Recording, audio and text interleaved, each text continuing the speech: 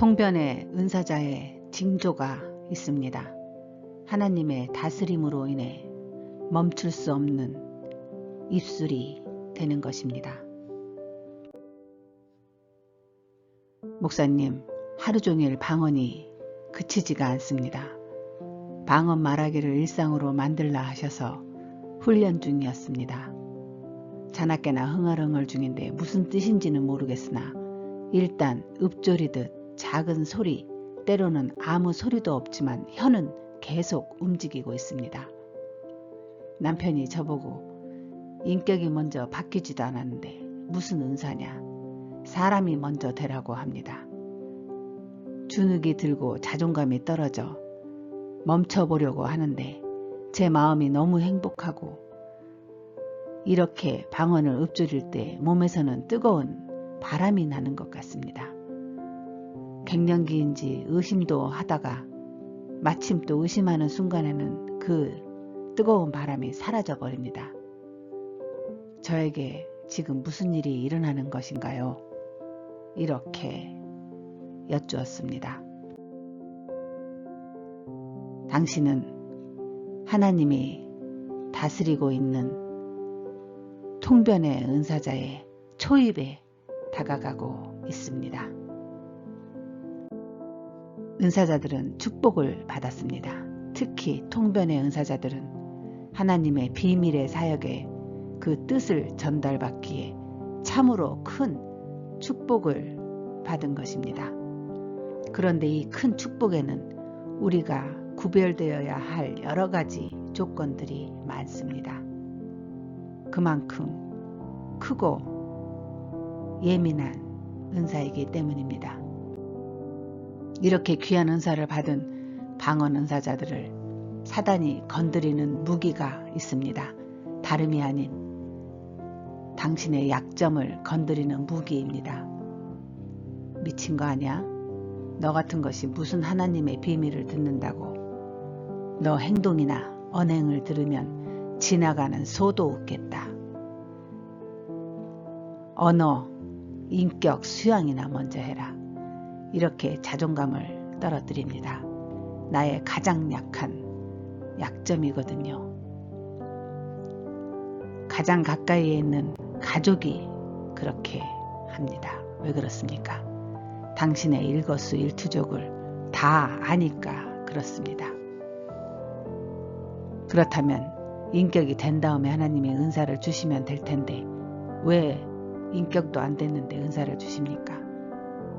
아마 인격 된 다음에 은사 주신다 그러면 은사 받을 사람 이 땅에 있을까 생각해 보십시다. 아무도 없지 않겠습니까?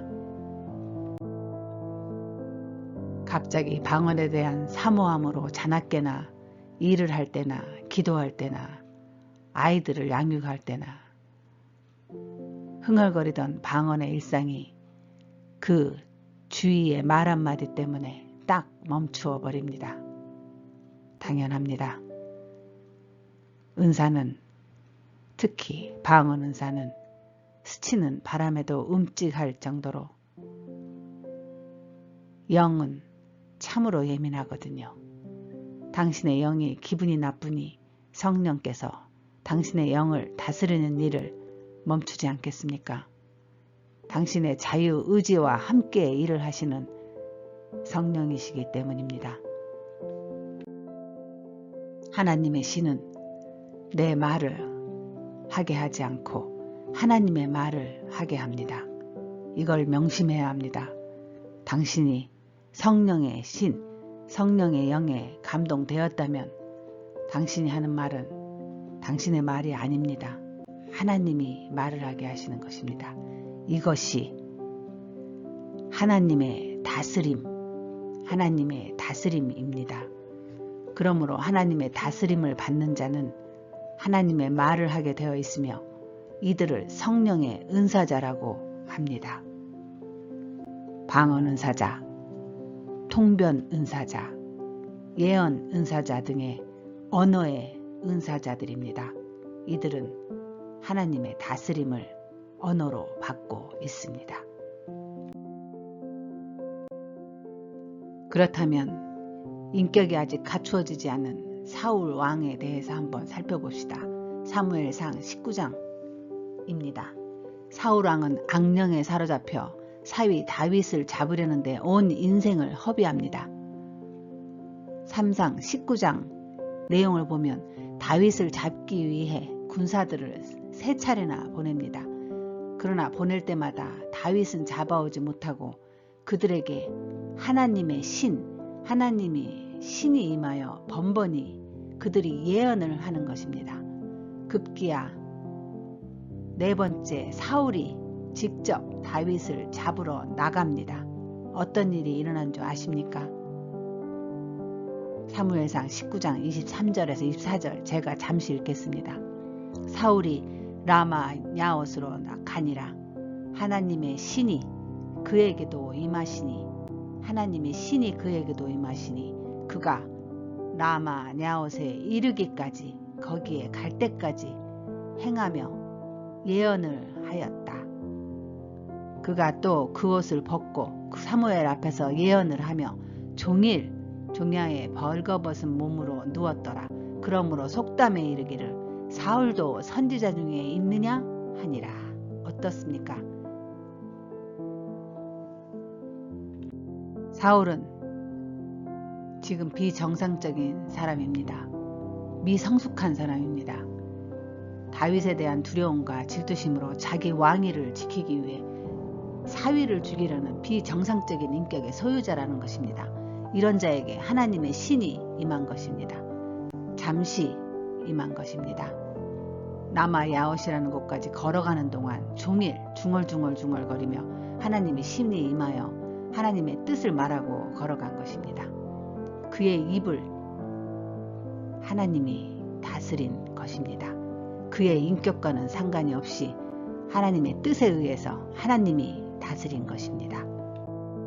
왜 그 상황에서 하나님이 미성숙한 인격의 사울왕과 그의 군사들을 입술을 열어 하나님의 뜻을 말하도록 했을까요? 주위에 지나가는 사람들이나 주위의 군사들이나 그 주위의 백성들이 그리고 숨어있는 다윗 주변의 백성들이 이 하나님의 다스림을 보고 무엇을 생각했겠습니까? 하나님의 주권, 하나님의 살아계심, 하나님의 다스림을 깨닫게 하지 않았을까요? 모두 놀랐을 것입니다. 다윗을 잡으러 왔다가 하나님의 신이 임하여 다시 후퇴하고 돌아가는 그 모습들을 보고 와, 역시 하나님이 살아계시는구나 하였겠지요. 주변에 성령의 은사를 인정하지 않는 기독교인들과 은사자들이 착각을 합니다. 은사를 받으면 인격이 완벽해서 성격이 완전히 성숙해서 하나님이 사랑을 해서 하나님이 그의 인격을 보고 은사를 준다고 생각합니다. 그로 인해 어떤 일이 일어난 줄 압니까? 이런 은사자들이 조금만 실수해도 하나님의 이름을 하나님의 얼굴에 먹칠을 하는 자가 되게끔 하는 것입니다. 너 같은 사람에게 은사를 준다면 그게 무슨 하나님이냐? 이런 소리 하고 이런 소리 듣지 않습니까? 그렇다면 이 사울왕에게 잠시 임한 은사, 이 예언은 어찌합니까? 하나님의 다스림에 누가 무엇라 말할 수 있습니까? 방금 전 은사자들에게 비아냥거린 그 사람들처럼 그렇게 말할 수 있습니까? 사람의 기준과 하나님의 기준은 다릅니다.